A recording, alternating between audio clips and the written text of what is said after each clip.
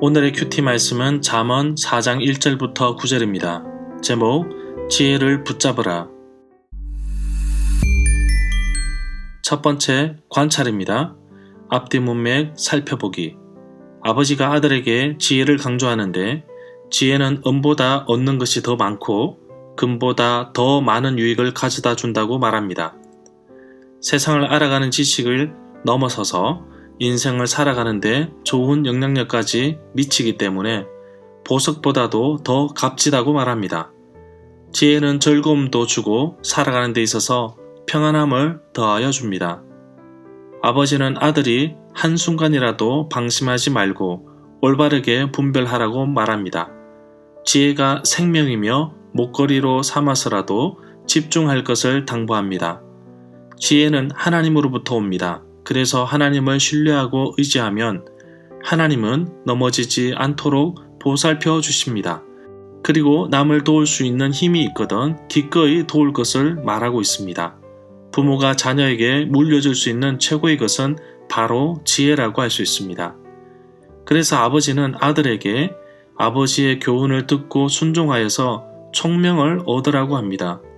솔로몬은 다윗으로부터 지혜를 전해 받았듯이 자녀는 부모님으로부터 물려받은 지혜를 마음판에 잘 새겨야 합니다.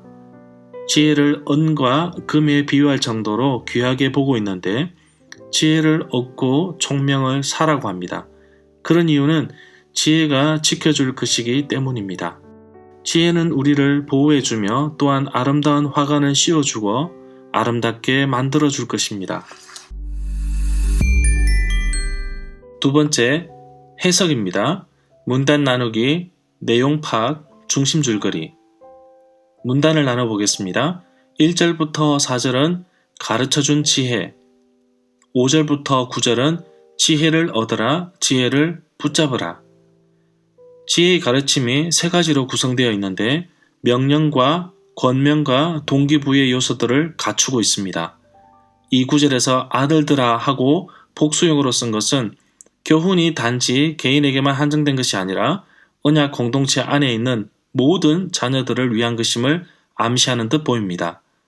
3절에 보면 히브리 사람들의 사고방식에서 부모에 대한 자녀의 순종은 매우 중요하게 생각합니다. 심지어 패역한 자녀는 자녀 취급을 하지 않을 정도입니다. 이 글을 쓰고 있는 사람이 자신의 아버지, 내 아버지라고 하였는데 자신의 아버지를 언급한 것은 자신도 자기 아버지로부터 교훈과 가르침을 받았다는 의미로 해석할 수 있습니다. 4절에 보면 아버지는 자신의 아버지에게서 교훈을 받았다는 것을 말하고 있습니다. 그래서 자신이 자기 아들에게 교훈을 하고 가르치는 것 역시 아버지의 권위를 가지고 있음을 확인할 수 있습니다. 이 구절 끝부분에 그리하면 살리라고 하였는데 지혜가 주는 교훈을 받아들여 지키게 된다면 행복하고 장수의 삶을 살 수 있다고 합니다. 5절에 보면 지혜는 여호와를 경외하는 자에게 주어지는 신령한 통찰력을 가리키며 명철은 사물의 본질을 꿰뚫어 볼 수 있는 영적인 판단력을 말한다고 봅니다. 지혜와 명철은 하나님으로부터 주어지는 귀한 선물입니다.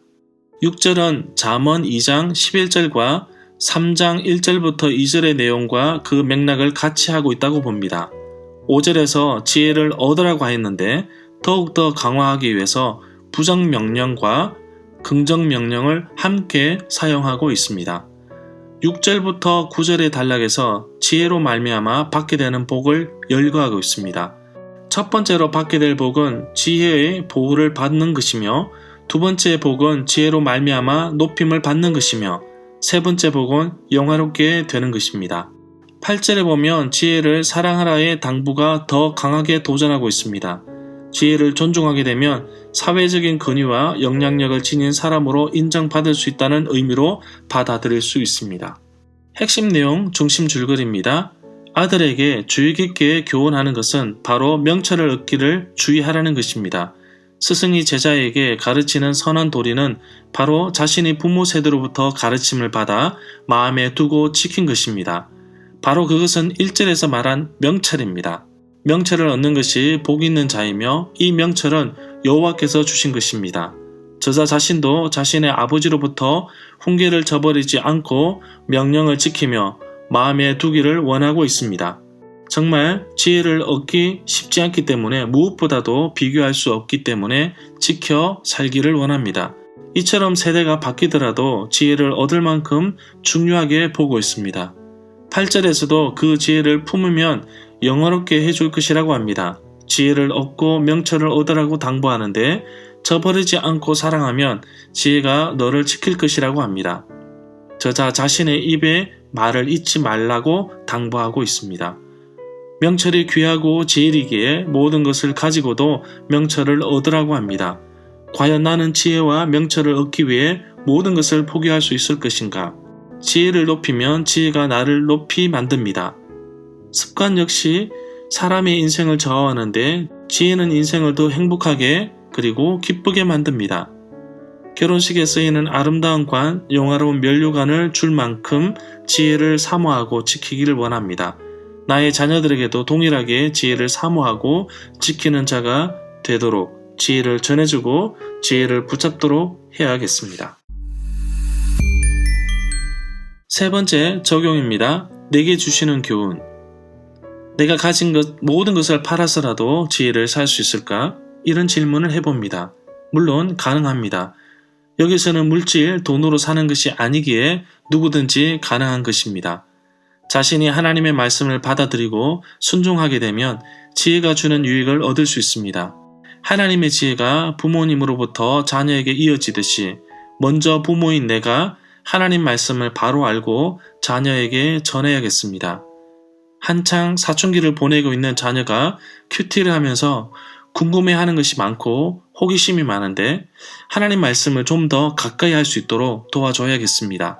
세상 속에서도 지혜가 있으면 슬기롭게 살아갈 수 있지만 하나님이 주시는 지혜는 세상뿐만 아니라 영적인 영역까지 건강하고 행복하게 살 수 있음을 고백합니다. 그렇기 때문에 돈으로도 살 수 없는 지혜를 자녀에게 물려주고 싶은 것입니다. 내가 가진 신앙, 내가 가진 믿음, 내가 깨달은 말씀과 교훈을 자녀에게 물려주어야겠습니다. 그래서 저는 자녀에게 두 가지를 물려주려고 합니다. 하나는 제가 교회에서 전도 훈련하고 사역하였던 기도 편지와 매일 묵상하였던 하나님 말씀을 책으로 만들어서 주려고 합니다. 지난 6년 동안 꾸준히 큐티를 해왔지만 여전히 부족하기에 또다시 마음을 가다듬고 집중하여서 한자 한자 들여다봅니다. 또한 유튜브로 영상을 제작하여 많은 사람들에게 도전을 주려고 합니다. 하나님의 백성으로 자녀로 이 땅을 살아가는 동안 지혜롭게 살아갈 수 있도록 작은 등대가 되었으면 좋겠습니다. 저희 자녀뿐만 아니라 수많은 사람들에게 하나님께서 우리에게 주신 이 귀한 지혜를 나누고 싶습니다. 세상 무엇과도 비교조차 할 수 없는 귀한 보물을 마침내 우리의 삶을 하나님 앞으로 더 가까이 가게 할 것입니다. 그래서 오늘 하루도 하나님 말씀으로 시작합니다. 정말 귀한 지혜를 얻기까지 도전하기를 원합니다. 도전하는 순종의 발걸음을 축복하여 주옵소서.